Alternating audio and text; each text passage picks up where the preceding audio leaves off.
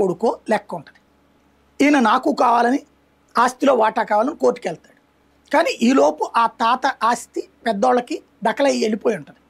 ఈయన కోర్టులో వేసిన లిటిగేషను ఎప్పుడు తేలుద్దో ఎవడు చెప్పలేడు.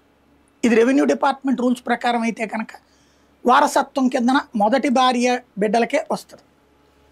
బట్ ఆస్తి హక్కు పరంగా చూస్తే, కోర్టు హక్కుల పరంగా చూస్తే రెండో భార్య బిడ్డలకు కూడా వస్తుంది.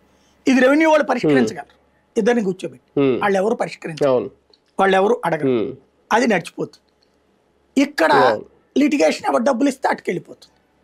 లేదు, నేను మీ దగ్గర భూమి కొన్నా, మీరు నాకు రాసిచ్చారు, మీ తరపున మీ భార్య సంతకం పెట్టలేదు, మీ భార్య రేపు పొద్దున పోలీస్ కంప్లైంట్ పెట్టింది అనుకో, ఇదే రెవెన్యూ కంప్లైంట్ పెట్టింది అనుకోండి, వాళ్ళ భార్య కంప్లైంట్ పెట్టింది కాబట్టి అని దీన్ని ఎబియన్స్లో పెట్టేస్తాడు.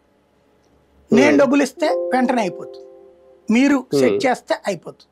లేదంటే లిటిగేషన్. యాజ్ పర్ నామ్స్ మీరు సొంతగా మీ స్వార్జితానికి మీ భార్య పర్మిషన్ అక్కర్లా, మీ భార్య నుండి వచ్చే ఆస్తి అయితేనే కావాలి.